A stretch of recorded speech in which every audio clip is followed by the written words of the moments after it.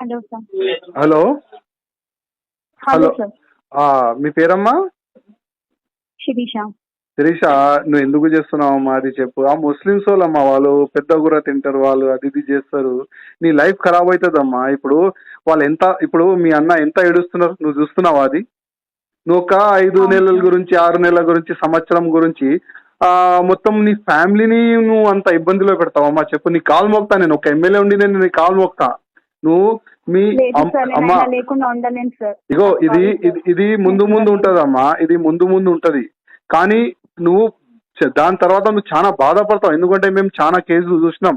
ఎంతో పిల్లలు లైఫ్ ఖరాబ్ అయిపోయినారు. నువ్వు గూగుల్లో కొట్టి చూసుకోను, యూట్యూబ్ లో కొట్టి చూసుకోను, చాలా మంది ఇబ్బందులు ఉన్నారమ్మా. ఒక ముస్లిమ్స్ అబ్బాయిని నువ్వు చేసుకున్నావు అంటే నీ లైఫ్ మొత్తం ఖరాబ్ అవుతుంది. ఒక్క మాట విను నాదు, ఒక్క మాట. ఒక 10 days వరకు నువ్వు నీ అమ్మా నాన్న దగ్గర ఉండి ఒక్కసారి నువ్వు ఆలోచన చేయను. నా రిక్వెస్ట్. లేదు సార్, నేను ఇక ఉండను సార్. ఆయన లేకుండా నేను ఉండలేను సార్. మళ్ళా వెళ్తే నేను ఆయనతో కలిసి వెళ్తాను సార్, ప్లీజ్. చూడు శ్రీష, నేను రిక్వెస్ట్ చేస్తున్నా. మీ కనీసం మీ మీ ఉన్నారు కదా మీ బ్రదర్, ఆయన ముఖం అయితే చూడు. ఆయన ఎంత ఏడుస్తుంది నువ్వు చూస్తలేవా? అది బాధ నీకు కనబడతలేదు అది? అవును సార్. నేను ఆయన లేకుండా ఉండలేను సార్. ఓకే ఓకే బయటికి అడిగేసిన ఓకే, నువ్వు డిసైడ్ చేసుకున్నావు ఆయన ఎంబడి ఉండాలని. కానీ మళ్ళీ మీ ఫ్యామిలీ పరువు ఎక్కడ పోవాలమ్మా చెప్పు నీ వల్ల? ఇప్పుడు నీ అన్న ఉన్నాడు, ఆయన ఎక్కడ ముఖం చూపెట్టాలో నువ్వు చెప్పు. ఆయన ఏదైనా సూసైడ్ కానీ ఏదైనా చేసుకుంటే దానికి ఎవరు బాధ్యత చెప్పమ్మా? ఆయన నా దగ్గర వచ్చిండు ఏడ్చుకుండా, ఆయనకి నేను గుర్తుపట్టాను.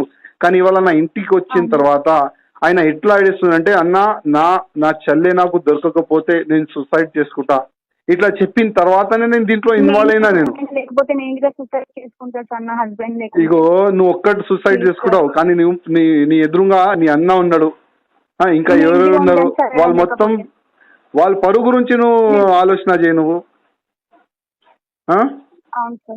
వాళ్ళ పరువు గురించి కూడా ఒక్కసారి నువ్వు ఇగో నువ్వు 2-3 నెలల ఒక ప్రేమతో నేను ఆయనకి ఇడిచి ఉండలేవు అంటున్నాను. మళ్ళీ వాళ్ళ పరిస్థితి ఏందమ్మా చెప్పు.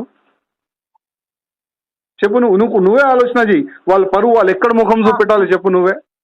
ఎవరైనా వాళ్ళకి మళ్ళీ చెప్పరు, అరే నీ చెల్లె రాబోయే ఒక ముస్లిమ్స్ అబ్బాయితోని వెళ్ళిపోయింది, వాళ్ళకి క్వశ్చన్ అడగరా? వాళ్ళ ముఖం చూపెడతారు, వాళ్ళ పరువు ఉంటుందా చెప్పు నువ్వు?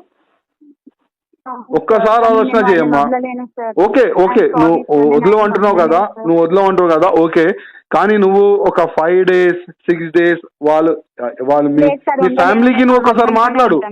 నువ్వు వాళ్ళ ఫ్యామిలీకి ఒకసారి నువ్వు మాట్లాడు. నువ్వు వాళ్ళు ఒప్పించుకో, వాళ్ళకి ఒప్పించుకొని నువ్వు చేయను. నువ్వు హడావడిలో నువ్వు తప్పు చేయకమ్మా. నువ్వు హడావడిలో చేయకమ్మా. నేను ఆయనతోనే ఉంటాను సార్. ఐఎమ్ సారీ సార్, నేను ఆయనతోనే ఉంటాను. నీ మరిదమ్మా, చూడు మేము మా కర్తవ్యం మేము చెప్తున్నాం నీకు. మళ్ళీ నీ లైఫ్ ఖరాబ్ అవుతుంది.